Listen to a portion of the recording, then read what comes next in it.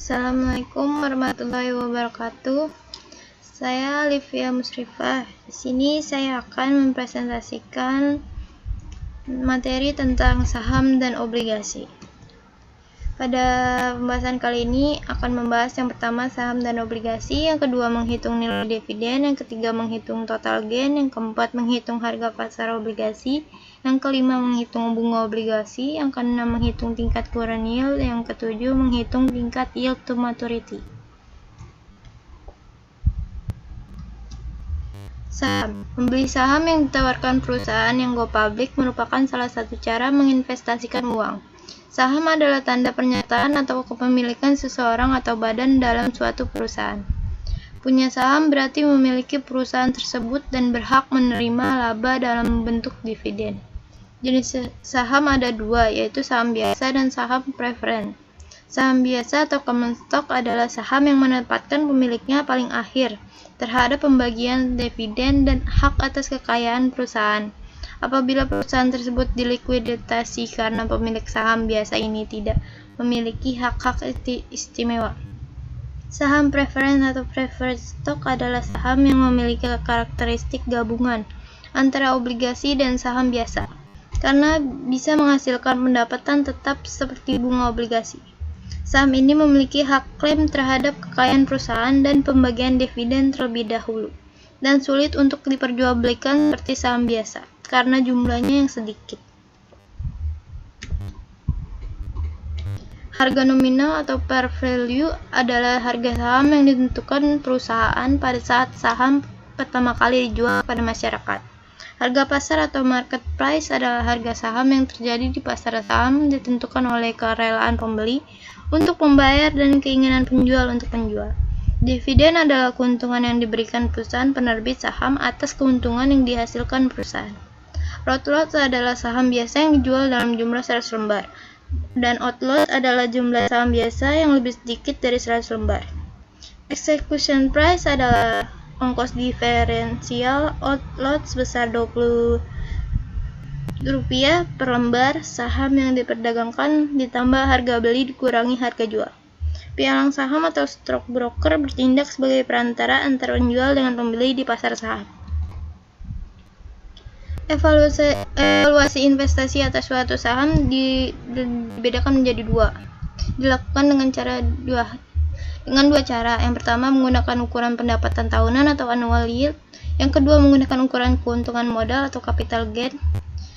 Pendapatan tahunan saham ditunjukkan dalam persentase persen. Pendapatan tahunan merupakan perbandingan antara dividen tahunan per lembar saham dengan harga per lembar saham tersebut. Pendapatan tahunan sama dengan dividen tahunan per lembar dibagi per harga per lembar. Keuntungan modal atau capital gain adalah pendapatan bersih dikurangi ongkos total. Keuntungan total adalah dividen total ditambah keuntungan modal. Keuntungan total sama dengan dividen total ditambah keuntungan modal saham. Ini ada contoh soal saham.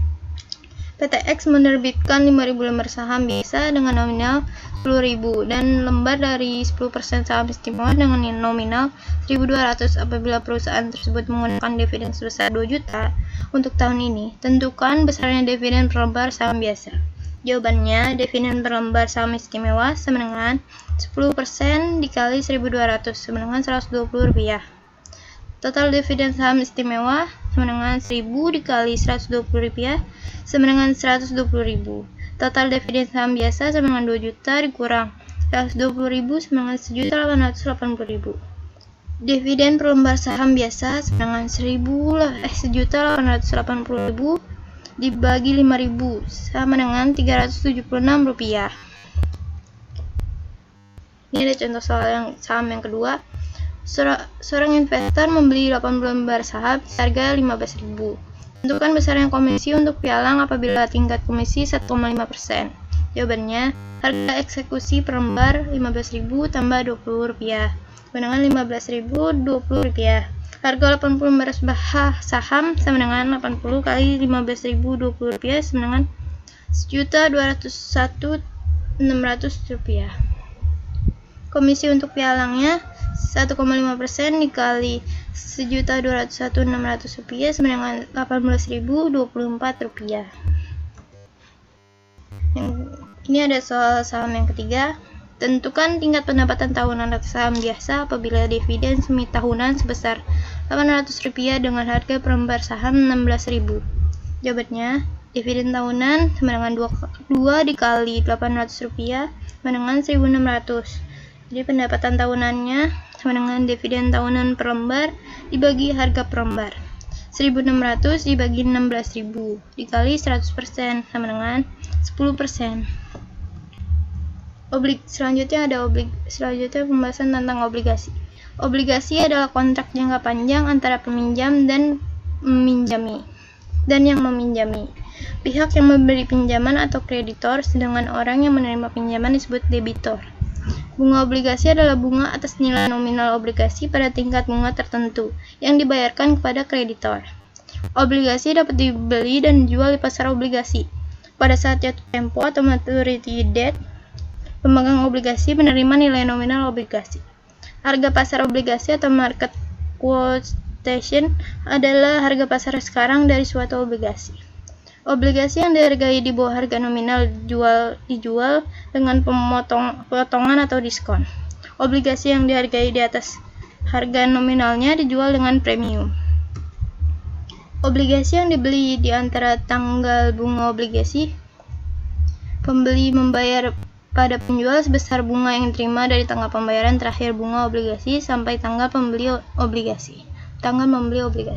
Rumus bunga berjalan I sama dengan P kali R kali T. I itu adalah bunga berjalan, P nilai nominal obligasi yang dibeli, R tingkat obligasi tahunan, dan T waktu terakhir dari tanggal pembayaran bunga sampai dengan tanggal pembelian. T untuk 1 bulan sama dengan 30 hari dan 1 tahun sama dengan 10 hari. Nilai total selembar obligasi yang dibeli di antara tanggal bunga obligasi adalah jumlah harga pasar dan bunga obligasi secured.